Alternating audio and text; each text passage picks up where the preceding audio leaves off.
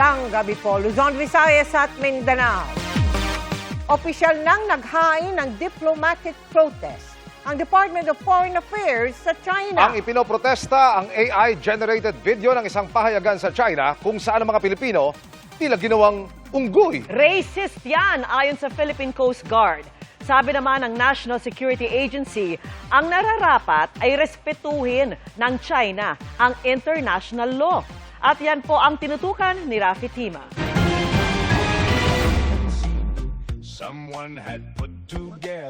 Unang tingin pa lang kapansin-pansin na ang kasuotan ng unggoy na tampok sa AI-generated animation na ito na nakapost sa social media page ng China Daily, isang state-owned na English newspaper sa China. Nakabarong at nakasuot ng salakot. The world's most wobbly karaoke stage. Go on! Start singing! Ang nagdidikta sa unggoy na kumanta, nakasuot ng suit na may nakasulat na USA at Japan. We attempt to bypass China. Pero dahil mali raw ang kinakanta ng unggoy, Stupid monkey! We gave you the other lyrics! ang kodigo may nakasulat na South China Sea Arbitration Award. Maya-maya pa, Wait! This wasn't in the script!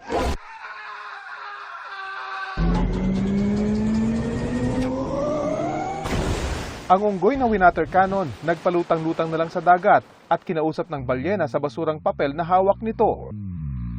More litter that too. Unang inalmahan ni Philippine Coast Guard spokesman for the West Philippine Sea, Rear Admiral J. Tariela ang video. Ayon kay Tariela, inilabas ang naturang AI-generated cartoon para sumabay sa ika-10 anibersaryo ng UN arbitral ruling na pabor sa Pilipinas kontra China.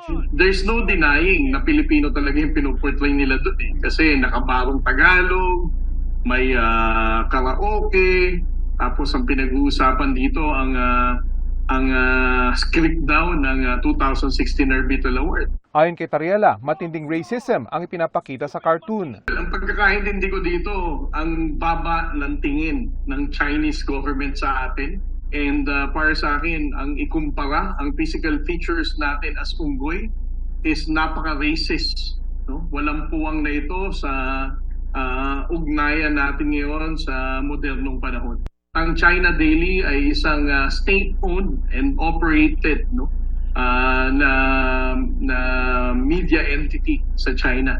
At ang pinapalabas nito is always approved by the Chinese Communist Party itself. Panawagan ni Tariela, kondinahin ito ng lahat ng Pilipino, kabilang na ang ilang senador na hiniling na magsorry siya noon sa China dahil sa ginamit niyang karikature ng leader ng China. I'm hoping that they're also going to ask the Chinese government to apologize to the Filipino people sa pambababoy nila sa ating pagiging Pilipino.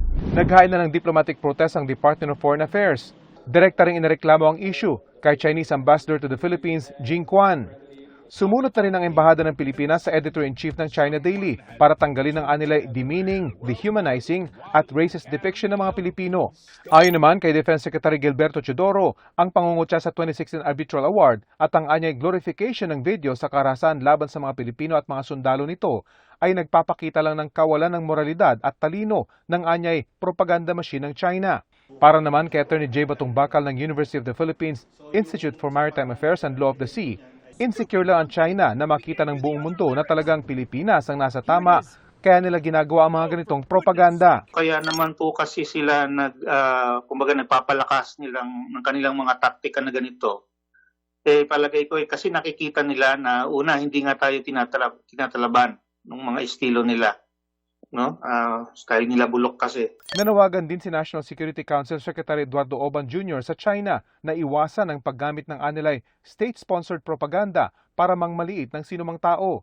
Dapat daw isang tabi ng China ang anyay last refuge nitong pangiinsulto at sa halip ay magpakita ng pagpipigil, pagiging responsable at paggalang sa international law na nagbubuo ng kumpiyansa at kooperasyon sa mga bansa. Wala pang tugon sa issue ang Chinese Embassy. Rafi Tima, nakatutok, 24 oras. Dahil sa nagpatuloy na namang gulo sa pagitan ng Amerika at Iran, big time ang nakaambang taas presyo sa diesel. Mahigit 10 piso ang inaasahan sa diesel at kerosene, habang 4 na piso naman ang posibleng dagdag sa gasolina.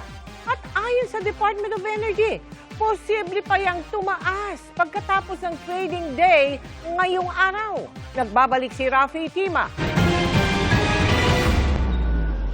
3 buwan pa lang mula nang bahagyang bumaba ang presyo ng langis bunsod ng ceasefire sa giyera sa pagitan ng Amerika at Iran.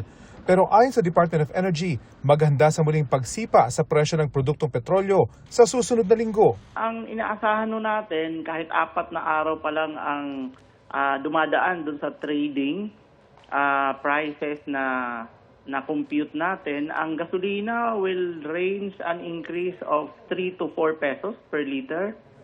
Diesel would be 10 to 11 pesos. Kerosene would be 11 to 12 pesos. Posible pa raw itong tumaas pagkatapos ng trading day ngayong araw. Ang dahilan, ang muling pagsiklab ng missile attack sa pagitan ng Amerika at Iran. Well, napakalaki ho. For example, ang diesel na lang, ang itinaas ho ng average of the 5-day trading last week versus these 4 days this week ay umaabot ho ng $23. Yun ho, kalaki ang itinaas in a matter of 4 days. And the reason for the recent strikes over the course of the last several days is because Iran violated the Memorandum of Understanding that we struck with them. Ayon sa US Central Command, ang bagong bugso ng mga pag-atake ay para pahinain ang kakayahan ng Iranian military. 6 na gabi na rin daw itong tuloy-tuloy, kung saan kabilang pa sa kanilang pinunteriya ang ilang tulay sa Iran. Sa kabila ng tensyon, iginit ng Amerika na nananatiling bukas ang Strait of Hormuz sa mga barkong hindi bibiyahe papunta o galing sa Iranian ports. Naroon din daw ang US Navy para tiyakin yan. Pero apektado pa rin ang presyo ng world crude prices. Dahil sa hindi pa rin matapos-tapos na krisis, tuloy pa rin daw ang programa ng gobyerno para matulungan ng mga sektor na direktang apektado ng mataas na presyo ng produktong petrolyo. Kanina na nagkaroon ng alignment meeting yung DOE, LTFRB, Land Bank at Office of the Executive Secretary, wala hong policy direction na ihinto yan, tuloy-tuloy pa rin ho yan. At mas lalo na hong kailangan yan ngayon na bumabalik ulit tayo sa 80 to 90 peso per liter na range. Ang taxi driver na si Mang Jimmy, hindi na raw umaasa sa ayuda. Wala nga daw siyang nakuha noong mamigay ang gobyerno nito.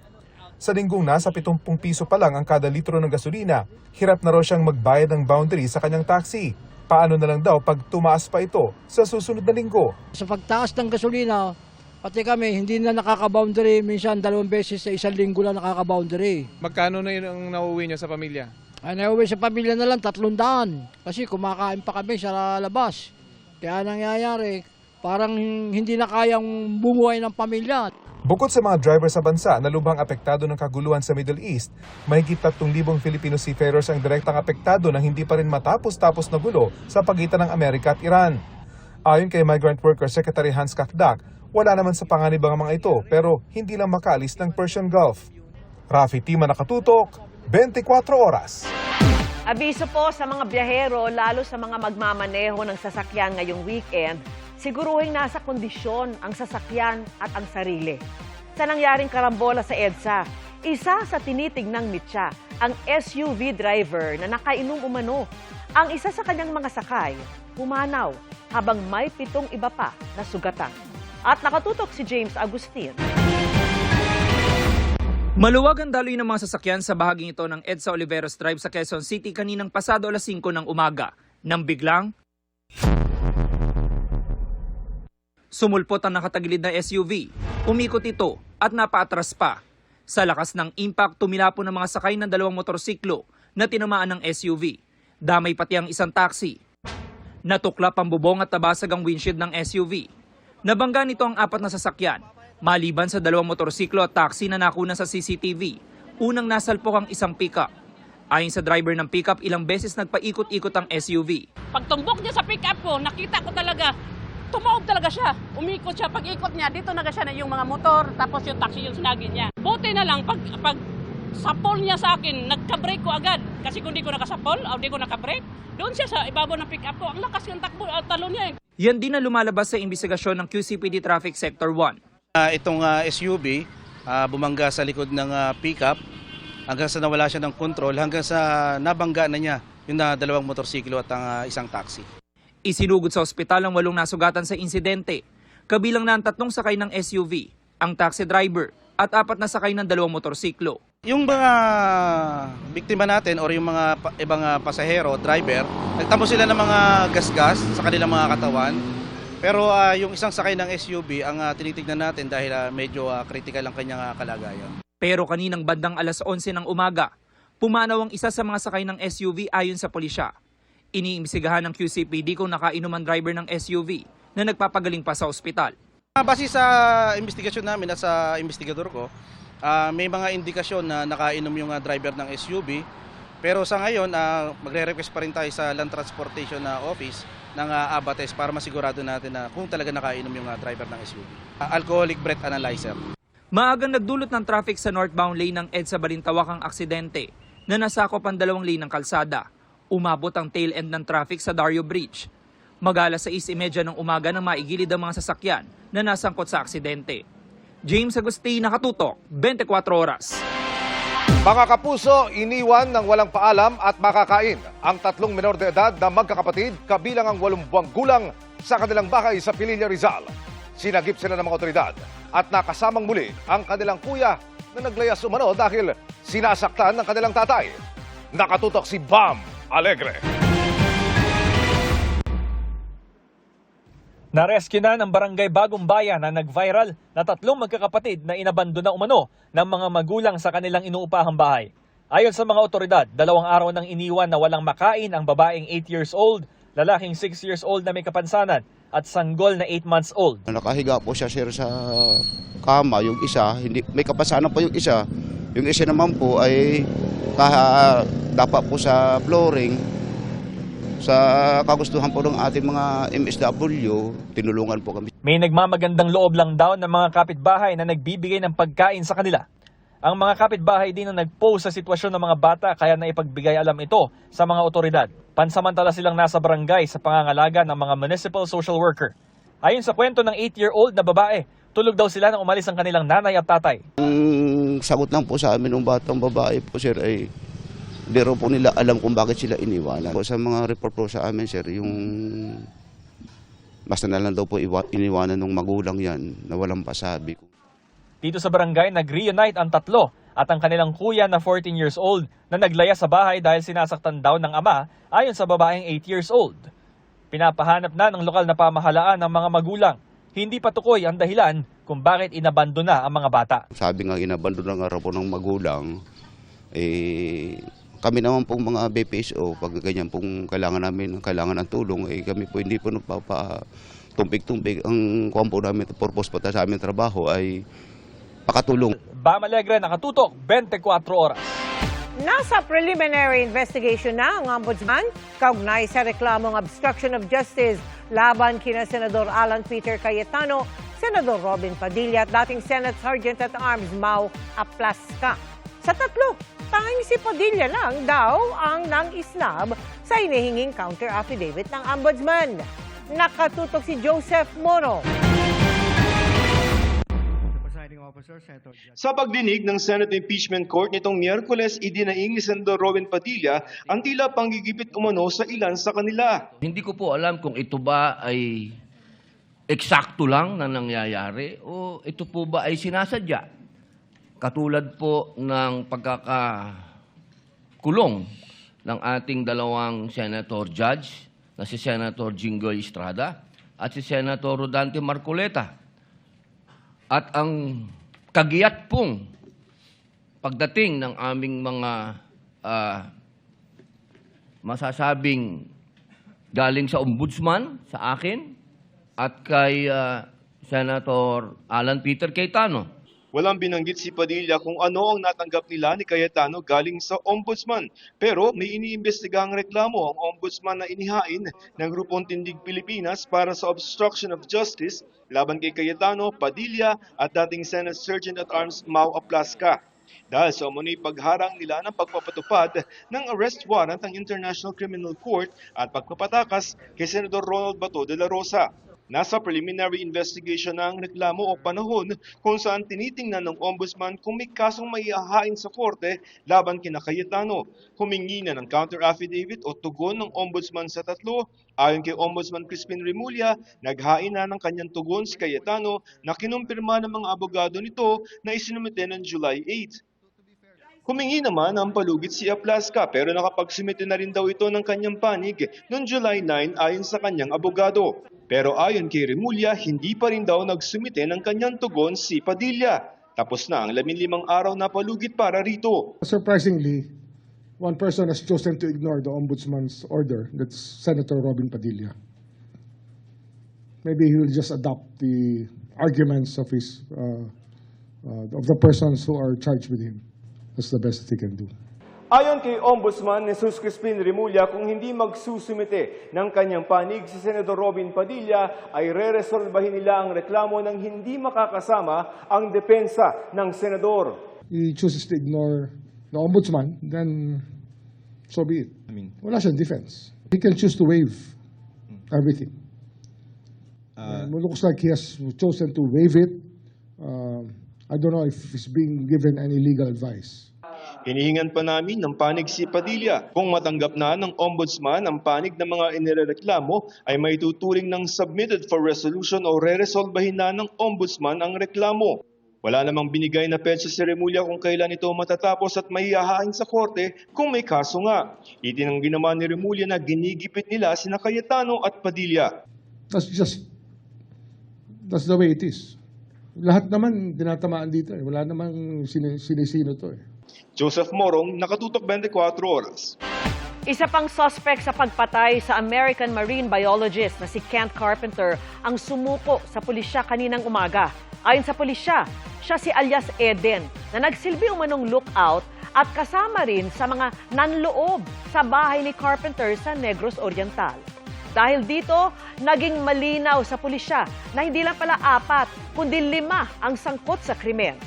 Kahapon, naaresto na ang 3 sa mga suspect habang isa pa ang patuloy na pinaghahanap.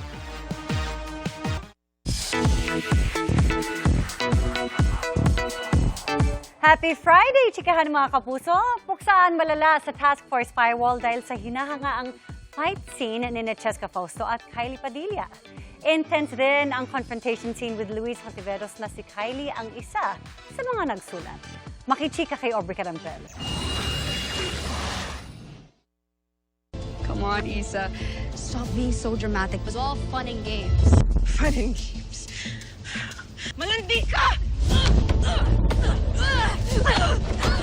Ika nga, walang sikretong hindi nabubunyag. At ang secret affair ni na Martin at Leila, nabisto na ni Captain Isa. Ang taas na sana ng respeto ko sa'yo. Isa ka sa pinakamagaling sa firewall. Pero pangkabit ka lang pala. Ha, ganon. Kaya naman, hindi simpleng catfight ang napanood ng mga kapuso sa GMA Primetime. Kundi matinding sagupaan. Sa pagitan ng 2 agent ng Task Force Firewall. Bakit ba ako'y ginaganto mo, ha? Dapat si Martin! Ang intense na puksaan ng legal wife at third party. Ramdam sa gigil ng netizens online. Ang clip ng fight scene, umani agad ng more than 7 million views in less than 24 hours simula noong ma-post sa Facebook. Samut-sari rin ang good comments kay Kylie Padilla at Cheska Fausto. Pabirong hirit ng isang netizen. Pasalamat ka raw, Cheska, at hindi hawak ni Kylie ang brilyante. Kung ang netizens na pahanga, mas lalo ang co-stars nilang nasa set at napanood live ang kinukunang eksena. Kakaiba yung Cheska doon parang yun yung epitome of... Epitome! Kumusta naman kaya sina Kylie at Cheska after ng take? Yeah! It's so wet! Ayun! Naglaro pa nga na parang mga bata. Pero syempre, hindi rin nakaligtas sa galit ni Isa ang mister na si Martin, played by Luis Hontiveros. Pakinggan mo ko, Isa. Hindi ko siya minahal na tukso lang ako. She just made me feel good nung wala ka. Sa behind the scene, kitang nadala ng emosyon ng dalawa. Isa? Nananakit? Very amihan, ha? Rewarding para kay Kylie na nagustuhan ng marami ang confrontation scene ni Isa at Martin. Dahil di lang siya umarte, co-writer pa. Isa. Martin, may kailangan ka bang sabihin sa akin? Isa. Alicia, natukso lang ako. Sa teammate ko pa talaga. Sa lahat ng babae sa mundo. Gusto mo ako pahiyain sa buong PBI. Gano'ng katagal niya na ako niloloko? May kaunting experience si Kylie sa pagsusulat ng script, lalo na at bahagi siya ng Batch 30 ng taunang free writing workshop ni National Artist for Film and Broadcast Arts Ricky Lee. Saan ba ako nagkulang? Ha? Alam ko hindi ako perfect na asawa. I'm sorry for that. Pero deserve ko pa talaga to. Did I deserve this? Isa, hindi ko siya mahal. Okay, natukso lang ako. Pero ikaw yung mahal ko. Pangarap din niya na maging isang writer at director. Kaya naman may usapan na raw sila ng kanilang direktor na si Rico Gutierrez na bibigyan ng chance si Kylie na mag-direct ng eksena matapos ang matinding revelasyon. Paano na kaya ang sitwasyon ng Task Force Firewall? Lalo't isang ransomware attack sa ospital ang kailangan nilang solusyonan. Yan at iba pa abangan mamaya sa Task Force Firewall pagkatapos ng The Master Cutter. Aubrey Carampel, updated Showbiz 7.